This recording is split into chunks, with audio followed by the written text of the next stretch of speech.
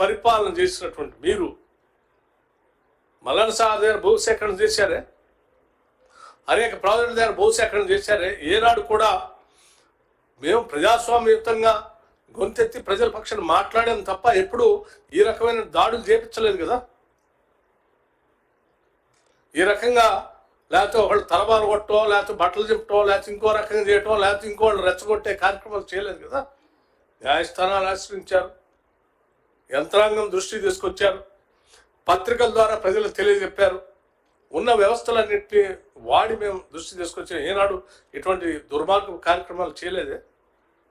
ఎందుకు ఈరోజు మీరు ఇటువంటి దుర్మార్గ కార్యక్రమం చేస్తూ ఉన్నారు? ఒక కలెక్టర్ మీద దాడి చేపిస్తే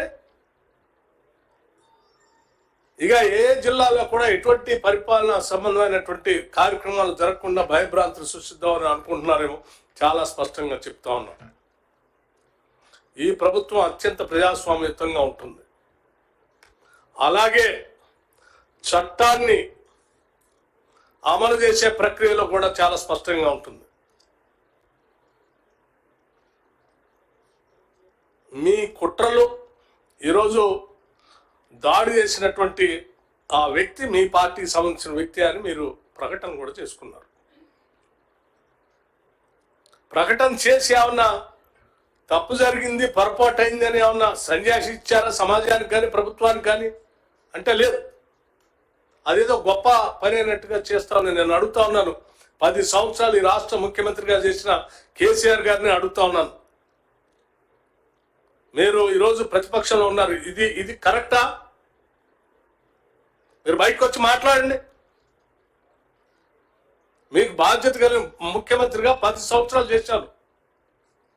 ప్రభుత్వంలో ప్రభుత్వ కార్యకలాపాలు నిర్వహించేటువంటి ఒక అధికారి పైన ఈ రకంగా చేతులు చేసి లేకపోతే దాడి చేసి చేసే కార్యక్రమం ఎడుదారి తీస్తా ఉంది. ఏం చేద్దాం అనుకుంటున్నారు మీరు? ఇది తీవ్రంగా మేము పరిగణన తీసుకుంటున్నాం. రాష్ట్రంలో ప్రభుత్వ కార్యకలాపాలు నిర్వహించేటువంటి అధికారులందరూ కూడా విజ్ఞప్తి చేస్తున్నాం. ఎవరు ఉద్యోగ కార్యకలాపాల్లో మీ వృత్తి చేసే క్రమంలో ఎవరు మిమ్మల్ని ఇబ్బంది పెట్టినా, ఏ రకమైనటువంటి దుర్మార్గం కుట్రపూరితమైనటువంటి ఆలోచనతో కావాలని చేసినా కానీ ఈ ప్రభుత్వం చూస్తూ ఊరుకోదు. మీ మీ మీ విద్యుత్ ధర్మాన్ని మీరు నిర్వర్తించుకుంటూ ప్రజలకి సేవ చేసే కార్యక్రమంలో ముందుకు నడవలసింది వారికి విజ్ఞప్తి చేస్తూ, ఇటువంటి వాటిని నేను తీవ్రంగా ఖండించడమే కాకుండా చట్ట ప్రకారంగా కఠినమైనటువంటి చర్యలు కూడా తీసుకుంటామని కూడా చాలా స్పష్టంగా చెప్తా ఉన్నాం. అట్లాగే మీకు ఎప్పుడు అధికారం కోల్పోయినా కావాలని అమాయకులైనటువంటి దళిత గిరిజనుల్లో లేకపోతే బలహీన వర్గాల్లో నిరుపేద ప్రజలను రెచ్చగొట్టడం, అందులో నుంచి మీరు లబ్ధి పొందడం కోసం ప్రయత్నం చేయటం, మీకోసం అమాయకులైనటువంటి ప్రజలు బలి కావాలి.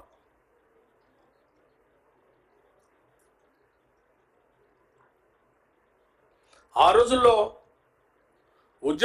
తెలంగాణ ఉద్యమం జరిగేటప్పుడు కూడా అమాయకులైనటువంటి పేద బడుగు బలహీన వర్గాలకు సంబంధించిన చదువుకునేటువంటి విద్యార్థుల్ని రెచ్చగొట్టి వాళ్ళు ప్రాణాలు కోల్పోయేటట్టుగా చేశారు. మీరు మాత్రం ఎవరికేం కావాలా మీకు ఇవాళ మళ్ళీ మీకు ఉద్యోగం అయ్యే వరకు మళ్ళీ వచ్చి జనాలను రెచ్చగొట్టే కార్యక్రమం చేసి ఈ విధమైన దుర్మార్గ కార్యకలాపాలు చేస్తూ ఉన్నారు. ఏనంటే ఈ ప్రభుత్వాన్ని ప్రజలు తిరస్కరించట్లే. ఈడ మీకు చాలా స్పష్టంగా మీ కార్యకర్తే ప్రజలు కోరుకుంటున్నారు అభివృద్ధిని, ఉద్యోగాలు కావాలని కోరుకుంటున్నారు, పరిశ్రమలు రావాలని కోరుకుంటున్నారు.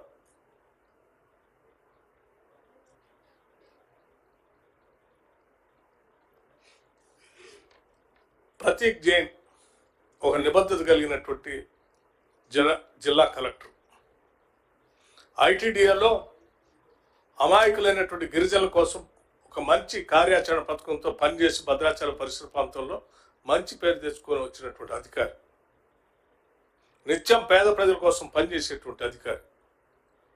ఆయన్ని ప్రజలతో మాట్లాడాలా, లేకపోతే భూసేకరణ సంబంధించిన దానిపైన చర్చ జరపాలంటే ఎస్, ప్రజల పక్షాన్ని నేను ఉన్నానని వచ్చాడు. ప్రభుత్వం కూడా అదే చెప్తుందని వచ్చాడు. వచ్చినటువంటి వ్యక్తితో మీరు కూర్చొని మాట్లాడి ఏం కావాలో ప్యాకేజ్ అని అడగాల్సిందిపై దాడి చేస్తారా? అట్లాగే ఇంకో ఆయన సురేష్ అనే వ్యక్తి, వీడియో క్లిప్పింగ్స్ కూడా చూశాను. ఎంత